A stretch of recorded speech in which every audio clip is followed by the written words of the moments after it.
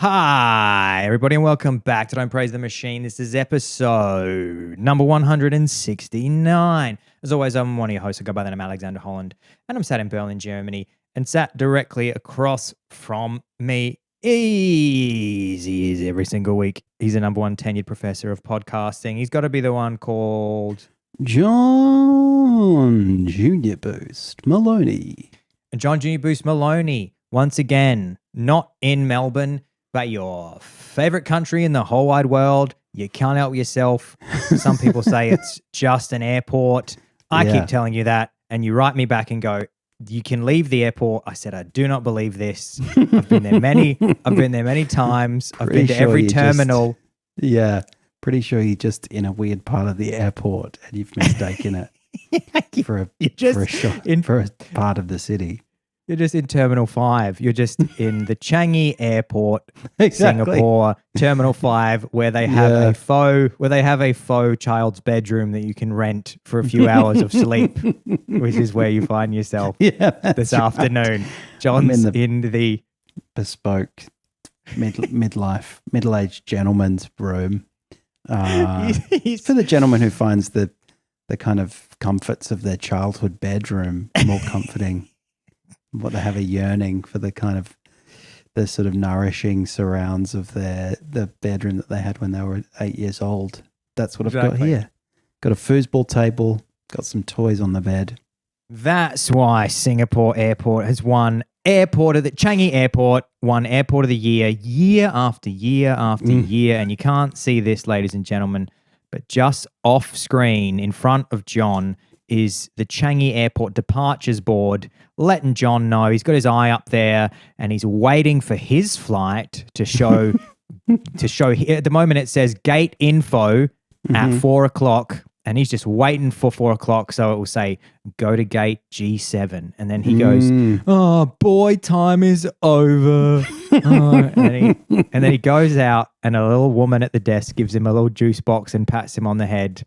Yeah, and she looks weirdly like my mum too. They've really got the details right. And she said she's got a little LED mask on her face, and John's given her a picture of his mother, and then they project his mother's face onto the LED screen. I reach out and go, "Celia?" And she says, "No, my name is Sri. I'm a Singapore Airlines employee, sir. Please no touching."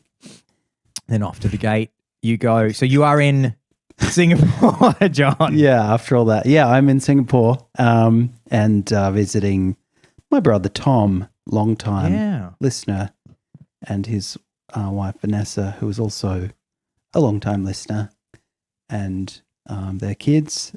They're in Singapore for a little while, so which is a nice change from normally they're in New York, which is a lot further to travel. So I thought I'd take advantage and come up for a few days.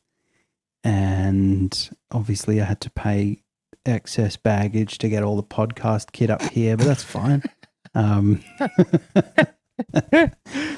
Thousands of dollars. Thousands of dollars. So yeah, I've had a pretty classic first couple of days here. I went to Raffles, which is like the old colonial style club where you can go and have a cocktail. I went to have some chili crab, which is one of their sort of national dishes on the coastline at Jumbo, where you get to wear a crab bib, and crack the big crab shells open. And today I went to the Botanic Gardens, and so it's been good. Had a bit of a swim. So shout out to the good people of Singapore, who I think are low to moderate DPTM listeners, but they're good people. Do you think that anywhere that gives you a bib for dinner, probably not great for a first or second date? What do you think? That's a good point. If you say to your first or second date, come to this restaurant with me where you need a special piece of material to put around your chest because that makes you look childish. Yeah, it makes you look childish. And then you use your hands and face to eat the meal. It flies everywhere. It's true. It is a uniquely poor first date pick. Also, they think of everything. So not only do you get to put a bib on, But if you want to be tidy about it, you can put on these clear plastic gloves that you wear to Really? to do the sort of mucky disassembling of the crab. So it's quite a clinical process, which wouldn't lend itself to sort of maintaining a sense of mystique. It's all very visceral, just like cracking bits of crab shell in their face with your little plastic gloves on, and progressively getting more and more messy. And but I think of date spots a bit when I'm walking around Singapore, because the way that they have sort of integrated these charming little bars into, or even pubs. Like last night, I went to a place called Muddy Murphy's, and it was a classic. I mean, you walk in and you think this feels like a classic English pub. It had the Euro Cup finals on the TV. It actually had hurling on one of the TVs, the Irish sport, and the waitresses were wearing like premiership jerseys, and there were like low ceilings and, you know, dark wood finishes on everything. But then you walk out and you're just in the middle of a mall, and it's just all a bit Truman Show. And then we went upstairs and went to a nice cocktail bar, which is similarly like you sort of can be lulled into this sense of, oh yeah, I'm just in a kind of swish, you know, James Bond style bar. But then you have to go to the bathroom and you leave to do that and find yourself, you think, why am I walking around a mall at 10 o'clock at night? It's weird. But I guess they're just used to it. Why is he in Singapore? That seems an unusual choice for a New Yorker to go. We're going to go all the way to Singapore, the airport country. One of the three great airport nations, next to its brothers in arms, Dubai and Qatar. Yeah, I like that. I like that you've just diminished there. I think you should come here and express that view. They'd appreciate it very much. You've done quite a bit for an airport. Yes, you're amazing. This was one of those transport hub countries. Yeah, like that's Frankfurt. Right. Exactly. And he's here because he works for a company that has global reach, and someone's doing a job swap with him. So they're in New York, he's in Singapore, and he's probably going to do a bit of traveling around Southeast Asia while he's here. So yeah, I need to do a little job swap. I know. I like to swap out Doha. I just want to go to Doha. Go to Riyadh or Pyongyang. I was reading, John, big demographic shifts on Earth in the last 2 years that have blown my mind, because ever since I was a little baby boy, everybody always said most populous Australian city, Sydney, don't even try and think that it's not.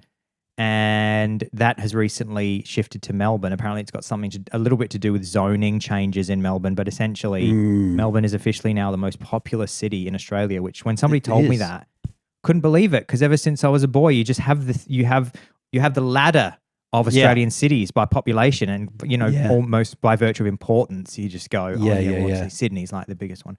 And somebody said Melbourne was the biggest one. I thought, what is happening? And the other one is that also within the last couple of years, India has overtaken China as the most populous nation on Earth, which again, I did not know. So India took over China as the country with the largest population in the world, and it has now over 1.44 billion people.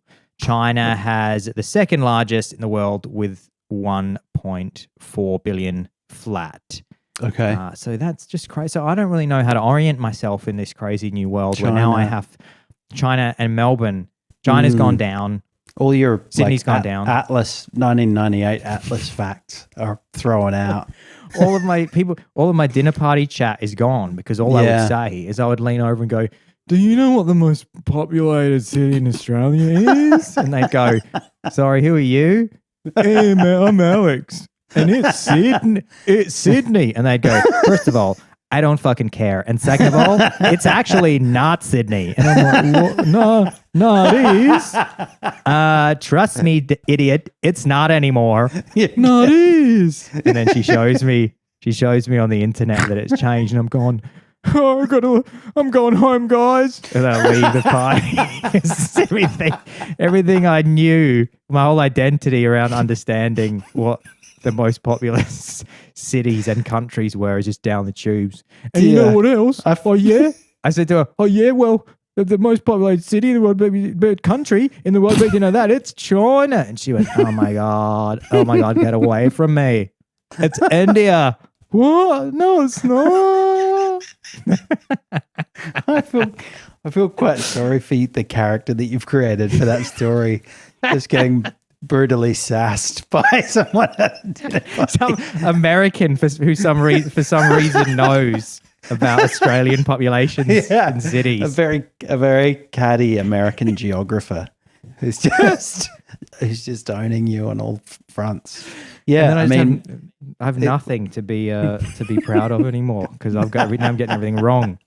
Yeah, it's a bit of a point of pride, or at least there's a bit of Melbourne-Sydney rivalry in Australia, and so it was something that the news talked about quite a bit when it looked like Melbourne was going to surpass Sydney, and I thought that's kind of weird because really all you've done is filled another field with off the plan houses in some shitty outer suburb is essentially what's happened.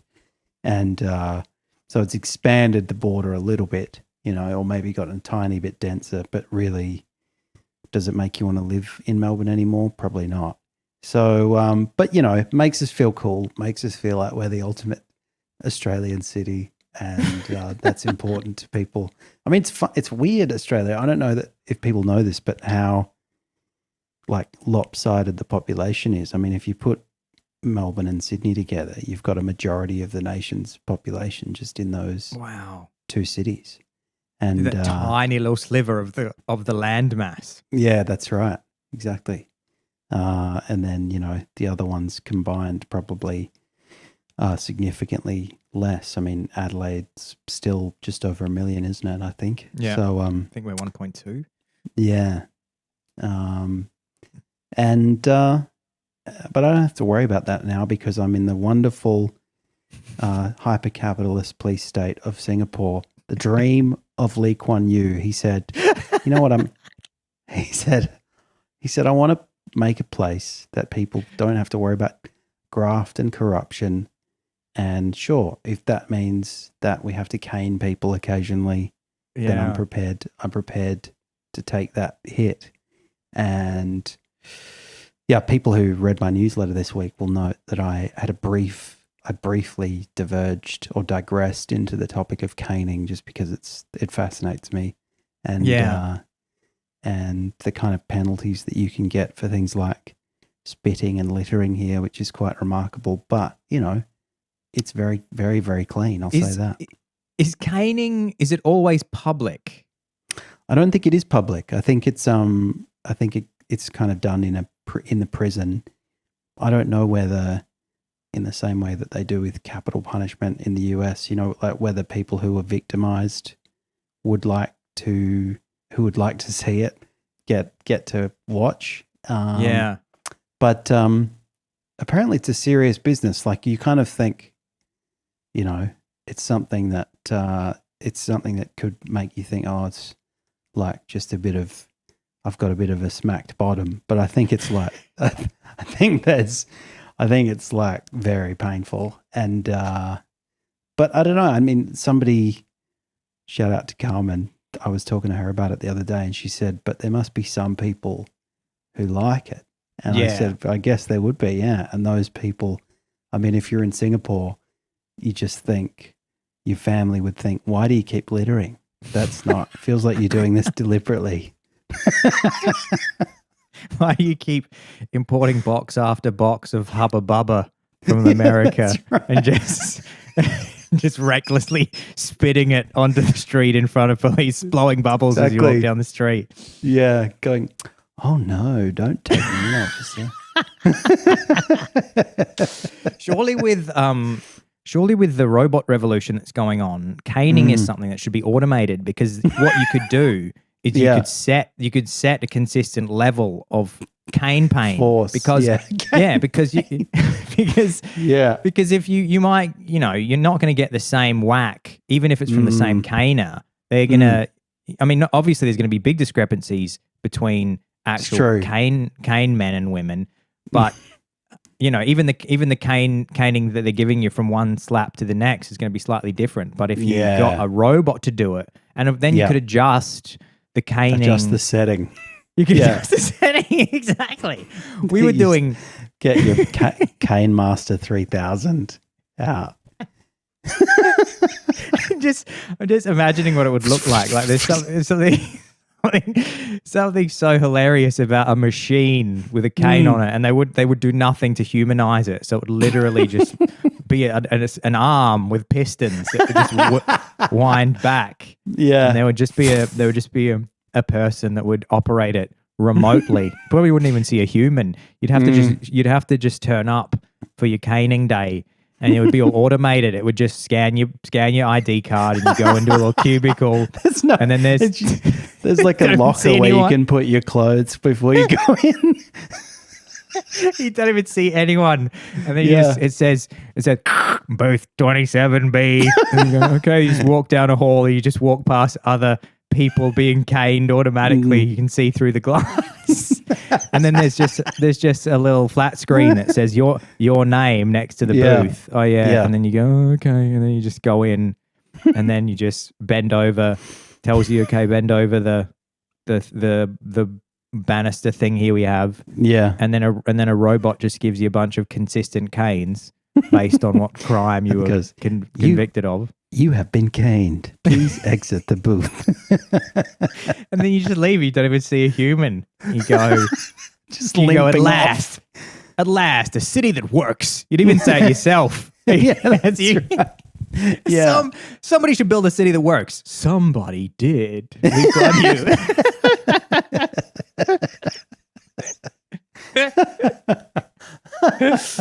Yeah, I wonder about the current system. Like, are there particular prison guards who get put through the training for administering the cane? I guess there must be, because it's not something you could just do randomly. And you'd have to measure the. They would say, "Oh, that's too hard," or "That's too soft." You'd have to get it.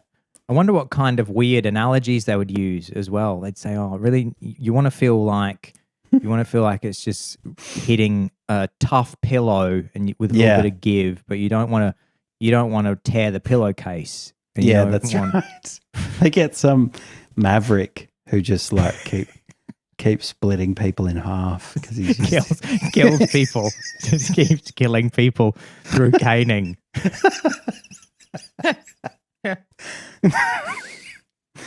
You're dangerous, Maverick. Yeah. So yeah, I say the Cane Master 3000. 3000. It's another business idea for me. Man, if anyone would go for it, it's Singapore. They love innovation. Yeah. And they love robots. What did you have on your Singaporean docket today? On my neck of the woods. Yeah. Well, I wanted to share with you a beautiful sentiment that I heard during the week. And perhaps I'll just start by reading this. It's a poem, essentially. I mean, these could be lyrics, but they could just as easily be a beautiful work of poetry. And this is just an extract. So let me just get into it. The darker the hell you got to endure, the brighter the heaven you get to enjoy. The harder the fall, the higher you soar. God opens a window when the devil closes the door. Believe me, they tried to bleed Will Smith. In the rear view, I see adversity was the gift. To lift me higher, gifts requires faith. So dry your eyes and then you'll find a way out of the madness, out of the maze, and out of the saddest into the rays. The darkest of nights turns into day.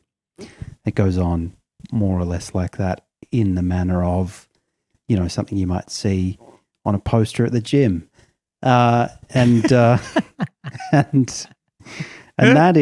that's just an extract from the latest single from serial slapper and occasional actor and activist Will Smith, who righteous rapper,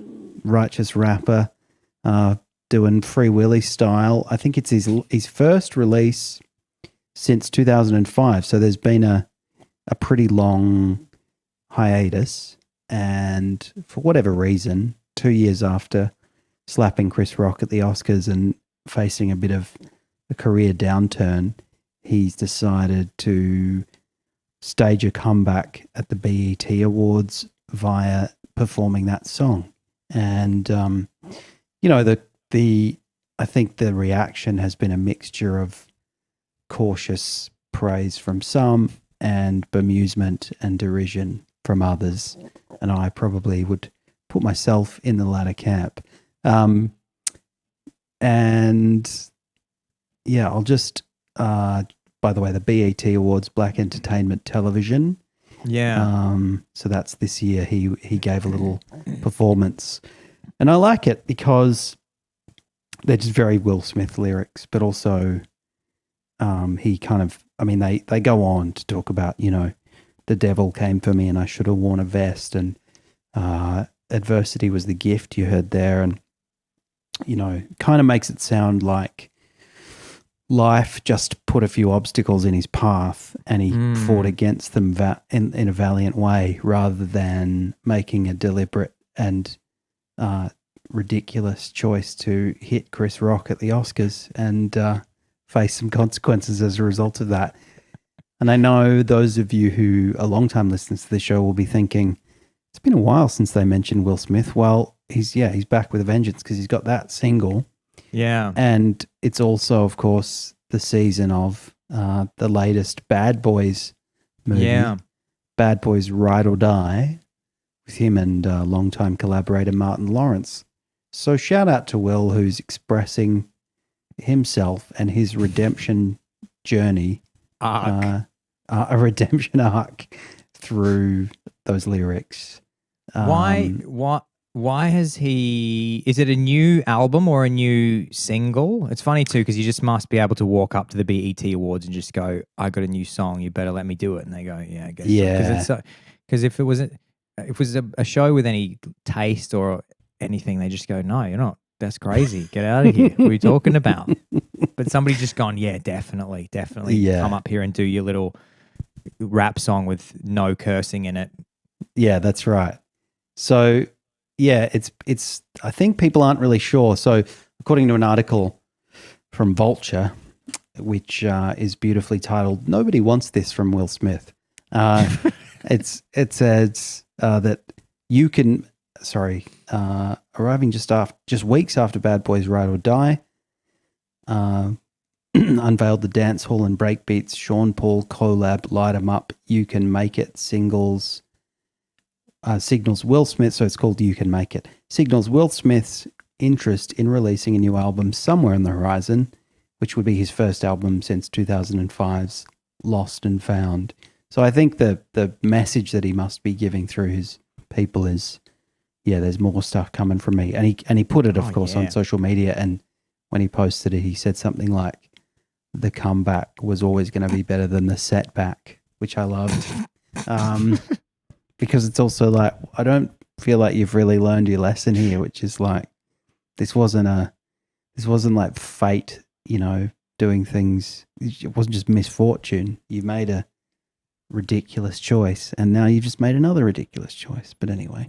Will you be heading down to Bad Boys for date night? Yeah, that's a good question. It's got about 64% on Rotten Tomatoes. Okay, that's better than I was expecting. Yeah, I was a bit disappointed because I thought it'd make for good podcast fodder if it absolutely fell flat on its face. But it's sort of, some people are saying, look, this is fine, basically, is the consensus. Like, it's not good, but it's got some heavy weight people behind it, and they've managed to make it kind of funny in parts. And if you like the other Bad Boys movies, then you're probably going to like this one too. And I can't even remember if I liked the. It's been No. so long. I think I do remember that when they came out, that it was super cool. I remember people going to see them because when the first one came out, we were just boys, and I remember that for teenage boys, it was a bit of a thing. Have you seen the Bad Boys movie? It's Will Smith, and he's being a tough undercover cop with Martin Lawrence, and I remember it was cool. His boarding pass. Yeah, that was 1995.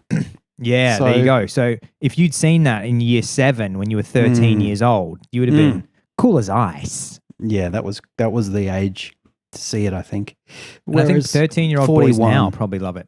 Yeah. Yeah, it's true. So there's Bad Boys. Bad Boys 2 came out 8 years later, 2003. And then a whole 17 years until Bad Boys for Life. And now we've got Bad Boys Ride or Die. And who knows how many more there are? At least one more, surely. Will you go and see? Well, not go and see, but you know, there's a new Beverly Hills Cop that's just come out on Netflix. It's been getting advertised to me on my podcasts. Does it have, aside from Axel Foley, does it have any of the original cast? I think it has virtually all the original cast. I think there's a huge amount of the so Taggart's in it. I think Judge Reinhold is in it as well. It looked like he was months away from death in the 80s. Yeah, Taggart. he's still killing it. Yeah. Taggart, I think, and they managed to book Judge Reinhold. Judge Reinhold. I don't know. I don't know if they have Bronson Pinchot Serge. I hope they do because I think maybe I did see him in the preview. But I think there's a lot of people that have said yes, please will you put me in this? Because I don't think a huge amount of people other than Eddie Murphy had massive careers after Beverly Hills Cop. Judge Reinhold's been quiet for a little while, as far as I'm aware. He had that one episode of Seinfeld that he was in, and then not a lot else since that era. But I mean, the thing that I love about the Will Smith thing, as you say, if it was anyone else but the BET Awards, maybe they would have said no. But it kind of defies the logic of cultural relevance because it's like, okay, Bad Boys was fine, but you know, it wasn't like changing anyone's life, and it came out 30 years ago almost. And I mean, whatever its merits, certainly Will Smith's rap career wasn't great either, and has been dormant for, you know, basically decades.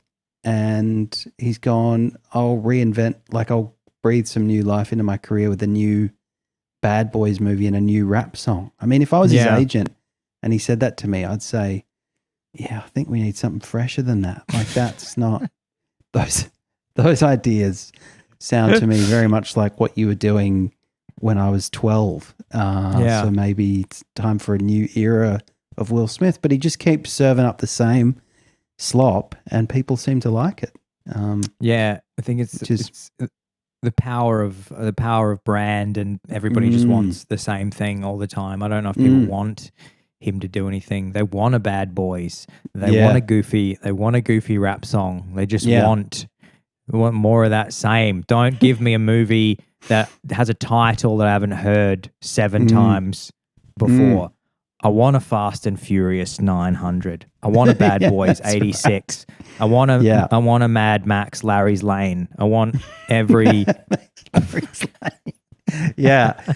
And I don't want King Richard, because when you accept the award for it, you'll just do something awful. And so just stick with what you're comfortable with.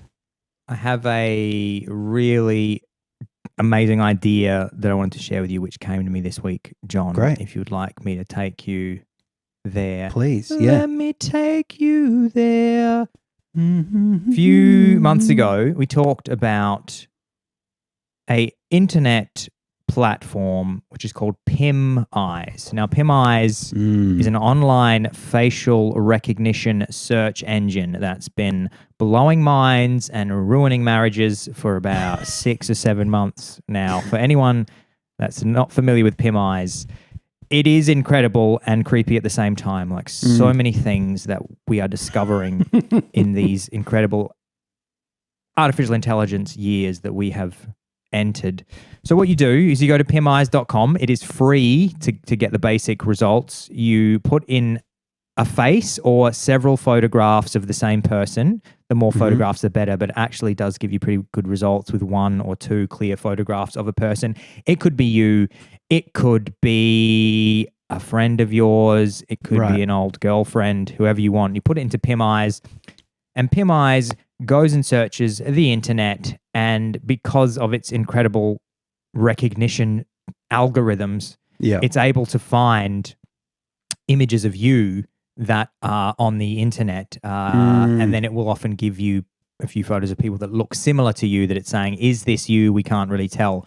But it's incredible because you would think that with so many billion of us, that there would be a lot of people that look really similar, that you just think, oh, they won't be able to tell this, that it's me. There must be something unique. There must be something, I can't be that unique considering that there's so many billions of people. Like, surely you're just going to give me a Russian guy who looks a little bit, looks weirdly like you, or has your nose or whatever. Yeah. But no, it gets you.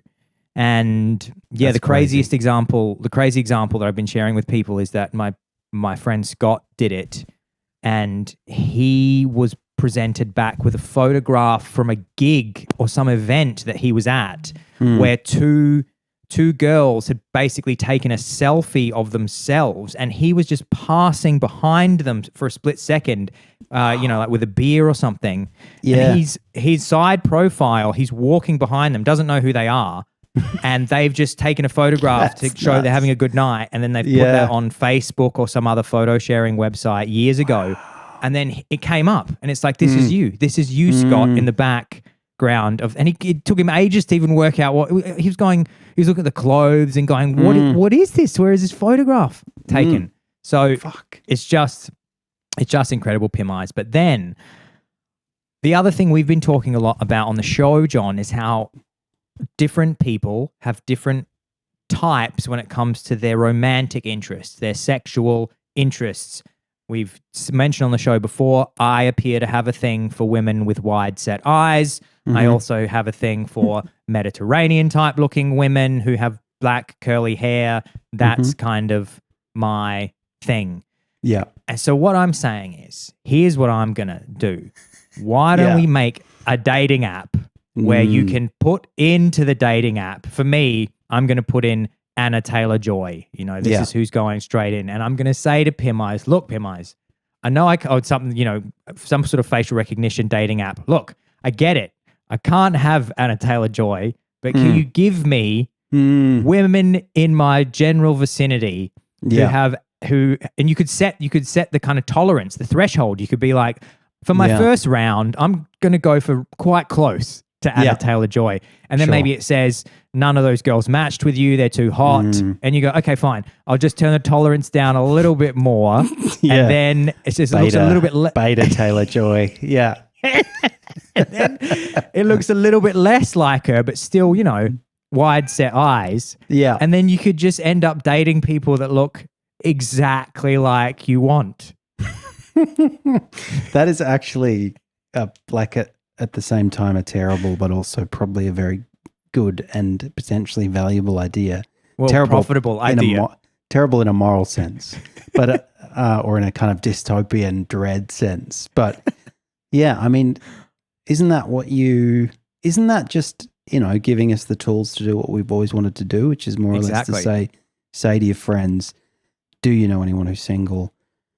And they'd say, what's your type? And inevitably that would involve looks. Now, all those apps are currently directed to those things. I guess you'd say, here's my location, here's my age range. I don't think they really get into like facial proportions though. Facial recognition. Yeah. And just to kind of go to use that software, because it would be like, it wouldn't just be brunette, curly hair. It would be like, this is my person. Yeah. And you've probably identified, as the algorithm, you've identified like 100 data points that make them what I like about that person. Yeah. So let's say you find somebody with like 85 of those. Yeah, that'll be great, you know. Well, we've all had the reason that I thought of this is because I'll tell you why I thought of this actually. I was on the train and there was a beautiful girl sitting across from me who looked like somebody that I had a crush on years ago. And I thought that it would be and you know who this person is, by the way. And so it'd be funny. I was thinking to myself, it'll be so funny if I ended up dating the girl on the train because everybody would say, you're just dating her. Oh, she looks like so-and-so. That's why you're dating her. And we'd all have a bit of a chuckle. And then I got off the train and I was like, we can do this now. Like, and then I started really laughing to myself because we all know somebody who had a girlfriend. The girlfriend breaks their heart. And then the next person that they introduce you to and they say, this is my new girlfriend. And everyone goes, she looks exactly the fucking same. And like, has a totally different personality, but kind of looks eerily the same. Yeah. And so this is what you could this is what you could do. You could put your ex-girlfriend who broke your heart, who you just want to just give me one more shot. That's what you'd say as you open the app and loaded all of her photos in to the dating facial recognition platform. You just go, just give me one more shot. And you could say, can her name also be the name of my ex-girlfriend? Exactly. Just basically, oh man, that's dark, isn't it? You could say, ideally somebody who works in this kind of field and lives in this town, and her name's, you know, Jane or whatever your ex's name was, and then you don't have to have a broken heart anymore, and she doesn't have to know that you've done that, you know. And as a I'm saying, let's normal. It'll get normalized like everything else. In the same way that Tinder was weird for the first time you heard about it. You go, what? You're meeting people from your phone, and now everybody is meeting people from their phone. That's become normalized. It'll become normalized to be, you know, oh, Alex is turning up to the party with his new girlfriend who looks exactly like his ex-girlfriend because that's just what he wants. That's just what he wants. And if she breaks his heart, he'll just get another one. He'll just keep getting them because he told me, he said there's actually quite a lot of them in Berlin with that particular look. And then you could like move, you could even have the app say to you, oh, this look is much more prevalent in this. Because I just got back from Tunisia and that is my look. Like the Tunisian look is that North African style is exactly. So that, and that's what the app would say. The app would say, look, man, if you want to take this seriously, you can't be in Berlin. If you want to meet the woman of your dreams, you got to get to Tunis because that's where that give you look real is. Stats. Like there are like 200 women per square kilometer in Tunis that are like over 50% of the data points you want. They got them. Yeah. Wow. That's good. I like it. I think it's I'm a little annoyed that I'm not single anymore and I can't enjoy this new revolution. Who was your celebrity crush when you were a teen? Were you a Sandra Bullock man? I did like Sandra Bullock. I liked Scarlett Johansson, obviously, like a lot of men of my generation. I guess, a little bit earlier than that though. Sandra and do you remember who was Jennifer Love Hewitt, Neve Campbell, you know, maybe that kind of look. Neve Campbell, that's an interesting choice. She always had that kind of dark, sultry. She was all sort of she was a bit more introverted. Yeah, I liked Neve. That. I liked that. And so if I could get a Neve, like a party of 5 you're a Neve, that'd be that's the thing. You could also that'd be so good if you like told somebody like you met Neve Campbell and you said to her, and she's all, you know, a bit more aged now, and you just met her at a party and you said, oh, I used a much younger version of you to find my wife. Actually, I loaded all of you from Party of 5. Obviously, I didn't put you in from now. I just put all your Party of 5 pictures in. Yeah, I put Selma Hayek from Dusk Till Dawn in there.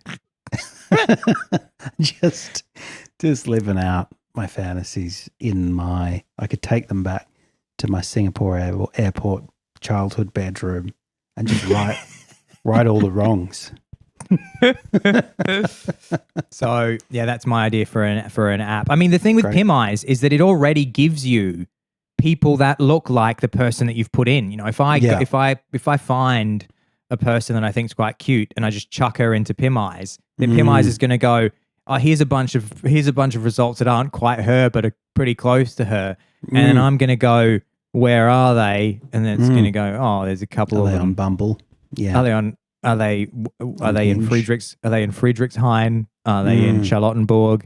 And I'm just gonna Google them, find out where they work, and then I'll find out, and then I'll just hang out the front of the work. Then I'll just hang out the front of the office until they get a coffee, and then I'll case them until I understand what coffee shop they go to, and then I'll just manufacture a serendipitous moment in the coffee shop one day, and that's how I meet my wife. And I want to thank you, PimEyes. As your occasional lawyer, I just would caution you about the way this might be later construed as evidence of premeditation.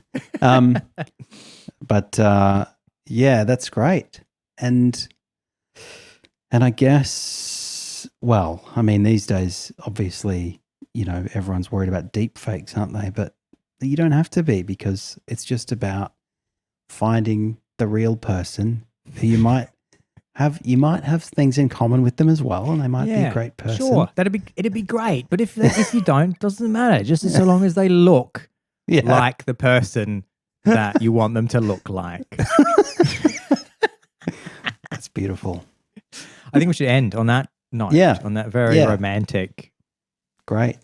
Tell us what you think. Write in hello@dptm.org and say, what have you been doing with PimEyes? Because I have only really ever heard of anyone doing a deep dive into it through this. I think we're probably, up there with the people that picked it. Well, you really did pick it when it was very fresh and analyzed what it meant. It's kind of surprising to me that it hasn't had more headlines and more cultural impact. But I think that's maybe because people are just not cottoning on to its potential just yet, but they will. Maybe they're just kind of too busy being freaked out and baffled by other things that are going on in that space. I mean, it's a fairly crowded field at the moment for dystopian nightmare headlines. It's true. You have to pick your battles. You just go, I'm too terrified about this AI nightmare at the moment to be focused on that AI nightmare. Yeah, the editor's just sitting down going, should I go with like the helicopters flying pizzas into people's mouths, or am I going to go with your car trying to encourage you to get drive-through at McDonald's because it's done the AI system that you rely on for navigation has done a deal with McDonald's. So good. Well, we're the only podcast helping everybody navigate this particular future-facing landscape. Yeah. Everybody else is backwards looking. Yeah. Don't you dare say our podcast is about the 90s. It's about the future. Exactly. It's about the 3090s. Do you want to see us out from Terminal 2, John? Thank you, everybody, for joining us on this week's episode of Don't Praise the Machine. This has been episode 169. Is that correct, Al? Correct. There you go. And I've been John Junior Boost Maloney, coming to you from the lesser-known Terminal 7 at Changi Airport, where all of the bespoke bedroom options that you could ever want are available on demand at the right price. It's not cheap, but let me tell you, it is immersive. I'm going to go read my favorite childhood books.